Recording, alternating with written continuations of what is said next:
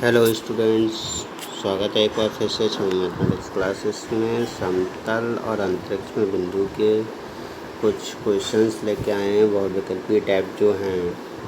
तो आइए देखते हैं इन क्वेश्चंस के लिए। पहला क्वेश्चन है, उस अष्टक का नाम बताओ जिसमें बिंदु ये स्थित है। ठीक है, तो ऑक्टेंट सिस्टम से एक क्वेश्चन आपको बहुविकल्प टाइप का देखने को मिलेगा। तो ऑक्टेंट सिस्टम को अच्छे से आप पिछला वीडियो देख लीजिएगा, जो कि थ्योरेटिकल पढ़ा हुआ है। उसमें ऑक्टेंट सिस्टम को मैंने समझाया हुआ है। और मैं यहाँ पर इसका बता देता हूँ कि ऑक्टेंट कौन से ऑक्टेंट में होगा। ठीक है, तो अगर आपका नेगेटिव है, ठीक है, नेगेटिव का साइन लगा हुआ है, जैसे आपका कोई भी वैल्यू लिखी है, -2, -3, -5, कुछ भी लिखा है, तो ये हमेशा इमेजनरी एक्सिस पे होगा। इमेजनरी एक्सिस को हम हमेशा एक्स डैश, वाई डैश और जेड डैश से रिप्रेजेंट करते हैं। यानी कि कोई भी वैल्यू नेगेटिव है तो वो हमेशा डैश वाले में होगा। ठीक है, ऑक्टेंट सिस्टम को बताने के लिए ओ के रेस्पेक्ट में हमेशा हम बताते हैं। तो ओ के रेस्पेक्ट में बताएंगे तो ओ, ठीक है, -4 यानी कि एक्स डैश, +2 यानी कि वाई, और -5 यानी कि जेड डैश। ठीक है, ये ऑक्टेंट सिस्टम हो गया, यानी कि बी वाला ऑप्शन जो है वो हमें सही लग रहा है। ठीक है, तो इस तरह से हम लोग ऑक्टेंट सिस्टम को बता देते हैं। अगला कह रहा है, बिंदु इतने तथा इतने के बीच की दूरी। अब दो बिंदु के, अगर स्पेस में दो बिंदु के बीच की दूरी निकालनी हो तो डिस्टेंस फार्मूला हमारा होता है, बीच की दूरी डी कह देता हूँ, इक्वल्स टू x2 - x1 का whole square plus y2 - y1 का होल स्क्वायर और प्लस का z2 - z1 का होल स्क्वायर। ठीक है, ये आपका दो बिंदुओं के बीच की दूरी का फार्मूला होता है, जैसा कि आप लोगों को याद भी होगा। ठीक है, तो अब यहाँ पर कह रहा है कि इन दोनों बिंदुओं के बीच की दूरी निकालिए। ठीक है, तो दोनों बिंदुओं के बीच की दूरी निकालेंगे तो d इक्वल्स टू, मैं कह दे रहा हूँ, d equals to under root के अंदर -1, -3 यानी कि -4 का होल स्क्वायर हो गया, प्लस 3, -4 यानी कि -1 का होल स्क्वायर हो गया, प्लस -3, -5 यानी कि -8 का होल स्क्वायर हो गया। ठीक है, तो ये हो जाएगा आपका अंडर रूट के अंदर 4 चौक 16 प्लस का 1 प्लस का 64। ठीक है, तो ये हो गया आपका अंडर रूट के अंदर 81। दैट इज, जब आप इसे कैलकुलेट करोगे तो कितना आ जाएगा, 9। ठीक है, तो इन दोनों बिंदु के बीच की जो डिस्टेंस होगी वो कितनी होगी, 9 इकाई होगी। यूनिट जरूर लिखते हैं, इकाई। ठीक है, तो यहाँ पर आपका 9 कहाँ दे रखा है, सी वाले पार्ट में दे रखी है डिस्टेंस 9। ठीक है, तो ये आपका ऑप्शन करेक्ट हो जाएगा। ठीक है, अगला कह रहा है, दो रेखाएं परस्पर एक दूसरे पर लंब होंगी। ठीक है, लंब और समांतर होने का प्रतिबंध जो होता है बहुत अच्छे से याद रख लेना है आपको। ठीक है, लंब होने का प्रतिबंध होता है आपका A1 A2 प्लस का B1 B2 और प्लस का C1 C2। अगर 0 के इक्वल है तो दोनों रेखाएं एक दूसरे पर लंब होंगी। और पैरेलल कब होंगी, जब आपका A1/A2 होगा इक्वल्स टू B1/B2 होगा और इक्वल्स टू C1/C2 होगा। इस तरह से दे रखा होगा तो दोनों इक्वेशन क्या होंगी, एक दूसरे पर पैरेलल होंगी। ठीक है, क्लियर है। तो यहाँ पर आपका ए ऑप्शन जो है वो कैसा है, सही हो जाएगा। ठीक है, अगला क्वेश्चन कह रहा है कि किसी रेखा के दिक् अनुपात क्रमशः इतने हैं तो उसकी दिक्कोज्जाएँ ज्ञात कीजिए। ठीक है, डायरेक्शन रेशियो अगर हमें पता हो तो डायरेक्शन कोसाइंस को हम लोग कैसे फाइंड आउट करते हैं। डायरेक्शन कोसाइंस जो होते हैं एलिमेंट से रिप्रेजेंट करते हैं, L/x upon under root x² plus का y² प्लस का z²। इसी प्रकार से by m equals two by upon हो जाता है। ठीक है, तो सीधा सीधा इसको दिखाता हूँ मैं। जब हमें पहला कोऑर्डिनेट यानी निकालना है, l की वैल्यू निकालनी है, तो l इक्वल्स टू हो जाएगा, x की वैल्यू कितनी है 2, ठीक है।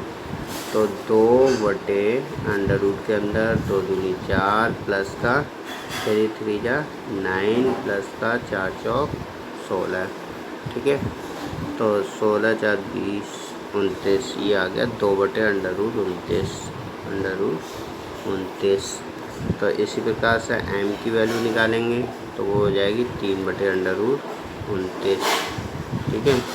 और n की वैल्यू निकालेंगे तो वो हो जाएगी 4/√29, ठीक है। चलो चेक करते हैं।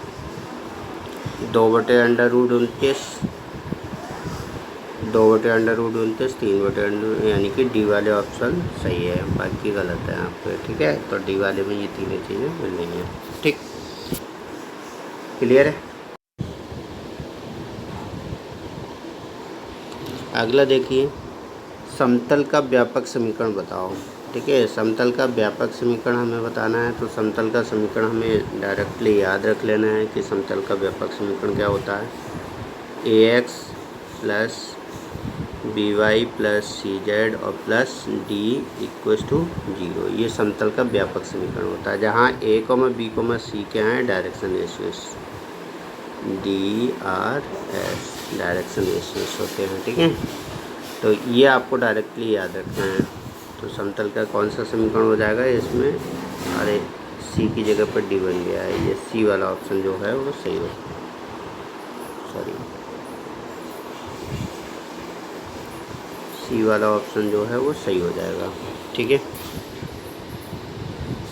अगला कह रहा है अंतःखंड रूपी समतल का समीकरण ज्ञात कीजिए, ठीक है। अंतःखंड रूपी समतल का समीकरण, इस चीज़ को समझ लीजिएगा पहले कि ये आपका 3 डायमेंशनल सिस्टम है।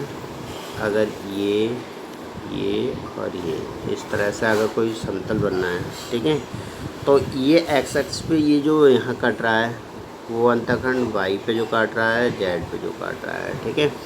तो अब देखिए ये यहाँ पर जब काट रहा है ये, तो ये ना तो डिस्टेंस एक्स पे जा रहा है, वो सॉरी वाई पे जा रहा है, ना जेड पे जा रहा है। तो यहाँ पर का एक्स 0,0 यहाँ पर हो जाएगा 0,0 और यहाँ पर हो जाएगा 0,0, ठीक है। तो ये तीनों कोऑर्डिनेट हो जाएंगे, ठीक है। अब इन 3 बिंदुओं से होकर जाने वाले समतल का समीकरण जब हम लोग निकालेंगे तो कुछ हमें इस तरह से मिलेगा कि x/a प्लस का y/b प्लस का z/c इक्वस टू 1, ठीक है। ये क्या होता है, आपके अंतःखंड रूपी समतल का समीकरण होता है। क्लियर है। अगला है XY समतल का समीकरण ज्ञात करो, ठीक है। XY समतल की बात कर लेते हैं कि ये 3 डायमेंशनल सिस्टम है। अगर ये एक्स एक्सिस है, ये वाई एक्सिस है और ये जेड एक्सिस है। ये थोड़ा सा वैसा बना है लेकिन तीनों एक दूसरे पर परपेंडिकुलर होते हैं, ठीक है। तो अब देखिए इसमें XY समतल का समीकरण की बात कर रहा है, तो XY समतल यहाँ पर आपका जो समतल होगा वो XY समतल होगा इसमें, ठीक है। XY समतल में हमेशा जो जेड कोऑर्डिनेट होगा वो क्या होगा, 0 होगा, ठीक है। और यही समतल का समीकरण हो जाता है, ठीक है। तो XY कोऑर्डिनेट में जेड वाला कोऑर्डिनेट कैसा होगा, 0 होगा, यानी कि समतल का समीकरण जेड इक्वस टू 0 हो जाएगा, ठीक है। अगला क्वेश्चन कह रहा है बिंदु 2,1,0 तथा समतल इतने के बीच की दूरी ज्ञात कीजिए। अच्छा, किसी बिंदु से समतल की दूरी ज्ञात करना है, ठीक है, लंब दूरी ज्ञात करना है। तो लंब दूरी अगर हमें फाइंड आउट करनी होती है तो डी इक्वस टू कितना हो जाता है, उस पॉइंट डिटर्मिनेंट वैल्यू ऑफ उस पॉइंट का, यानी कि ax1 प्लस का by1 प्लस का cz1 प्लस का d और अपॉन में √a² प्लस का b² प्लस का c², ठीक है। यही तो होता है।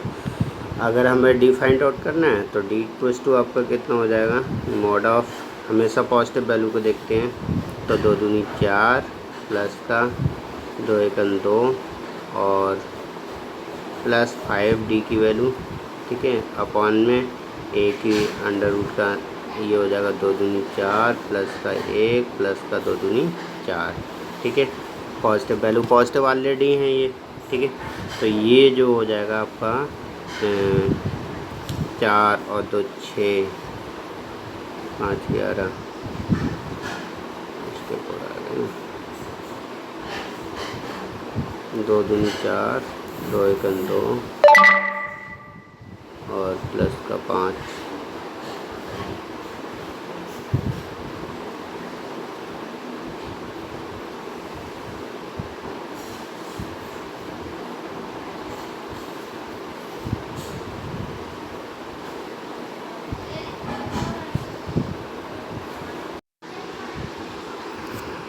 हाँ, तो d इक्वल्स टू, यहाँ पर बाई की वैल्यू जो है, एक नोटेशन मिटा देता हूँ, ये हो जाएगा आपका, थोड़ा सा ऊपर ऐसे लिख देते हैं। तो d इक्वल्स टू 2 इंटू 2 यानी कि 4 प्लस का यहाँ 1 है और बाई की वैल्यू भी 1 है, तो यानी कि यहाँ पर हो जाएगा 1 और प्लस का 5 इंटू 2 यानी कि यहाँ पर हो जाएगा 0 और प्लस का 5, ठीक है, ये 5 है, अपॉन में अंडर रूट के अंदर हो जाएगा 2 का वर्ग 4 प्लस का 1 का वर्ग 1 और प्लस का 2 दूनी 4, ठीक है। तो ये वैल्यू आ जाएगी 4 और 1 5, 5 और 5 10 और बटे में हो जाएगा अंडर रूट 9। अंडर रूट 9 का मतलब है यानी कि 10/3, ठीक है। तो d की वैल्यू जो होगी वो कितनी होगी, 10/3 हो जाएगी, ठीक है। 10/3 आपका ए वाला ऑप्शन जो है वो सही है, 10/3, ठीक है। आई होप ये क्वेश्चन आपको समझ में आ गए होंगे, आप लोग इनको ट्राई करेंगे और करेंगे भी अच्छे से, ठीक है। तो इसमें समतल के भी हैं और अंतरिक्ष में भी बिंदु के हैं, तो आप लोग इस तरह के क्वेश्चन को और देखिएगा, ठीक है। Thank you for watching this video.